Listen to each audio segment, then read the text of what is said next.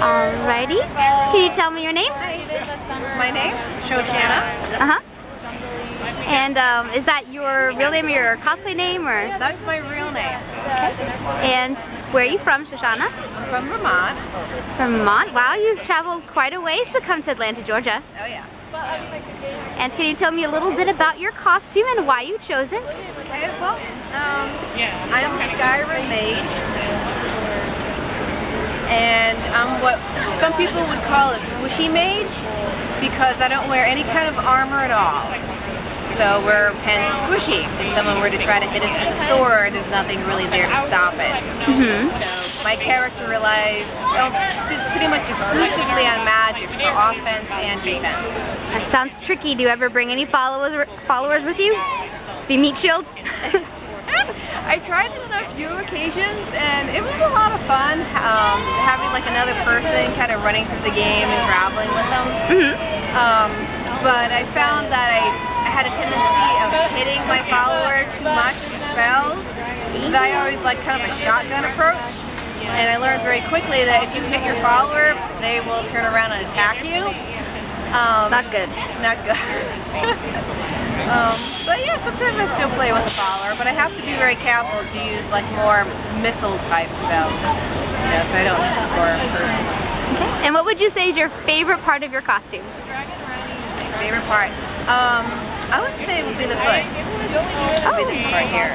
Cool. You see? Can you put the hood up? Yeah. Oh, cool. Let's see your awesome hood. Your cowl. It's been so warm though, I've been leaving it off. Oh, it looks cool though. Wow, I love the way your hair looks coming out of the hood too. It's very romantic. Very pretty. Let's see the back. Oh, that's lovely. Very pretty. So how did you get into the Elder Scrolls games? Well, I first got into it because I was curious how they built a 3D environment. Unlike a lot of other games, if you see a mountain in the distance, you could just head across country and climb a mountain.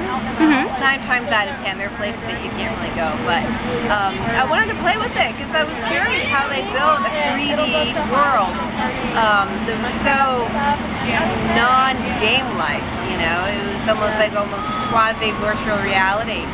And I just started playing it and I fell in love with the idea of a mage who doesn't have an edged weapon or armor and just relies on her stealth and her brains and her magic to survive. It's a tricky life, you know, but it just seems so exciting. That's really cool. So, Skyrim was your first Elder Scrolls game? Yeah. Okay. So, you played Skyrim. That's probably your favorite, right? Because it's the only one you played? Yeah, I've looked at some of the other ones, and I was tempted by the online version, which it's the same world, in my understanding, but it's, I think, like a couple hundred years into the future.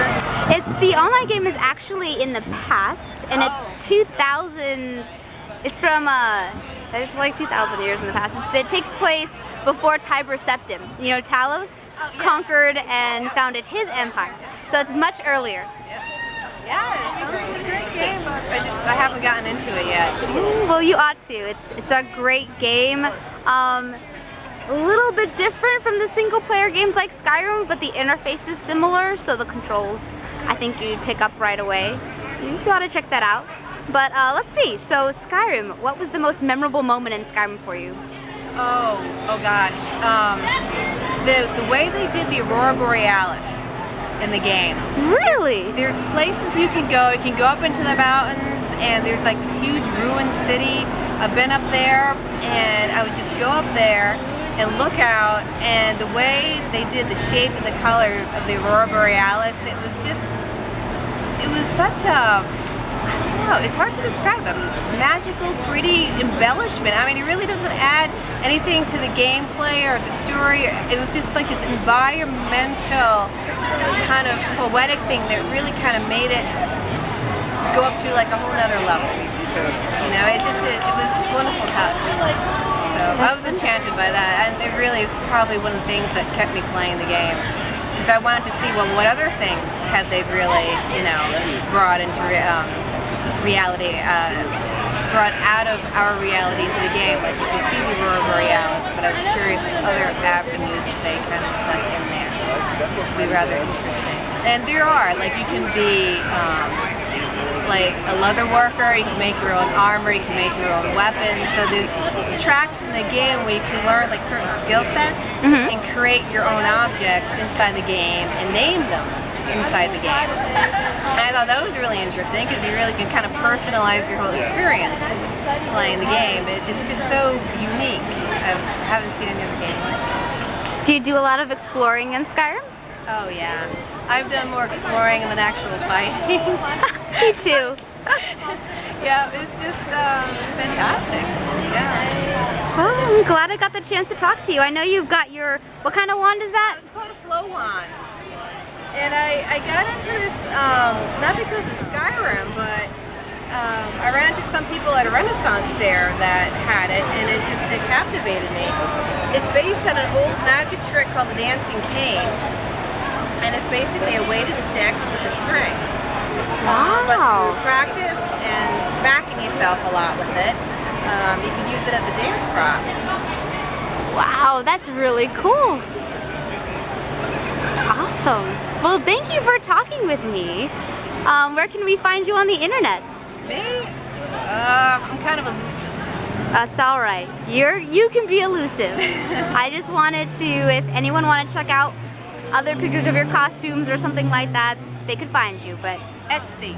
Etsy. Yep. There's a huge Skyrim makers bazaar, I guess if you want to call it, on the website Etsy.